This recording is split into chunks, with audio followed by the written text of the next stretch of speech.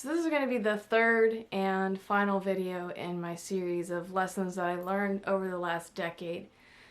So while we were on tour, we just got back from tour a few days ago, but while we were on tour, the actual 10th anniversary of the first time I ever played and sang in front of people passed. And so I wanted to close out this series of reflections with what has been the most important thing for me in my development as an artist and in the continuation of my career. And that has been to continue persevering in spite of any setbacks or obstacles that come my way.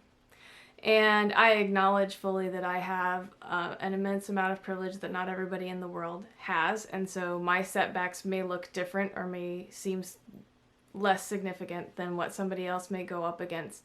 But the point of these anecdotes is still the same.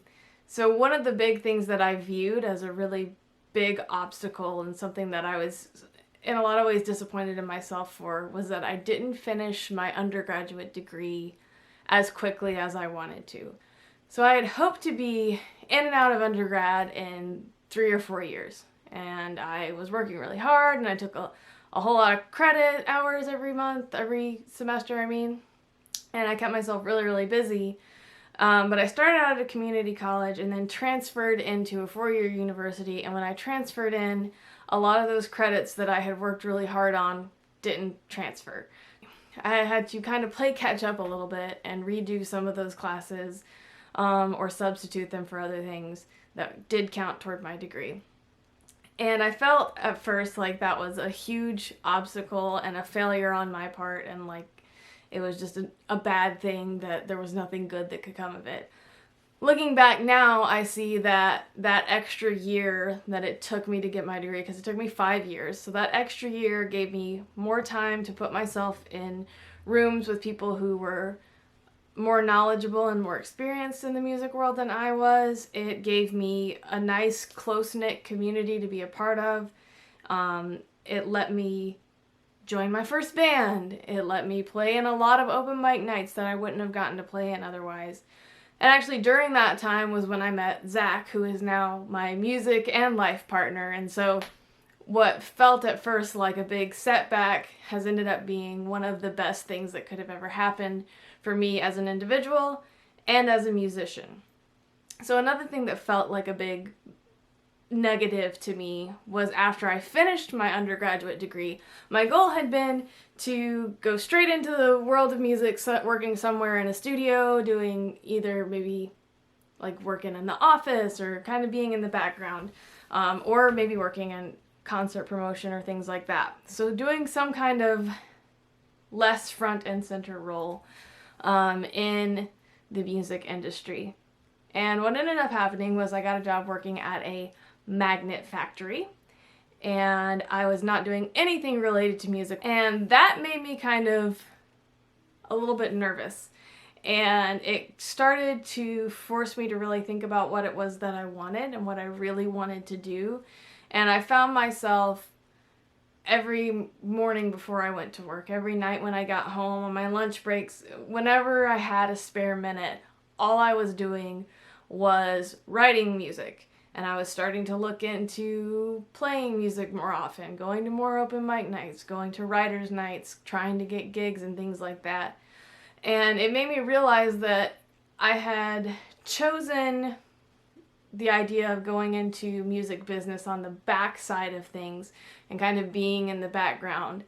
That was my safe route, and me not admitting to myself that I wanted to be a performer. And I think that had to do with being told my whole life that I was quiet and that I was shy. And so I was like, well, I'm quiet and shy and introverted, so I can't be a performer, and so that's just not a viable option for me. So the next best thing for me would be to go do something peripherally to what it is that I feel kind of drawn to. And so working that job in the magnet factory and knowing that it wasn't what I wanted to do allowed me to begin to be honest with myself. And it still took a long time. It took, another 2 years in graduate school before I really admitted to myself that I wanted to be a performing musician. But the point to those stories is that even though those things felt like setbacks, like obstacles to overcome at the time, and in some ways they were. Looking back on them now, they were important in shaping who I am as a musician today and in encouraging me to pursue this career that I wanted. So if you're like many other musicians that I know, and myself included right now, in the midst of all this uncertainty with this crazy super virus that's going around and all of that stuff, it's not the end, and it might sting a little bit, and it might really honestly suck really bad for a while, but the reality is this is going to be something that allows you to further shape who you are and what you want to do as a creative person. So this one was another shorter bug jar. We'll be back to full steam ahead next time. We have a couple really cool videos coming up, including our tour recap, which is going to have some really neat video, and I'm really excited to sit down and finalize all that and edit that for you guys. And if you're homebound right now, there's quite a few videos up here that you can watch and maybe learn something from, and you can always subscribe for when all this blows over so that you can keep up with what we're doing in the future. We will see you guys next week.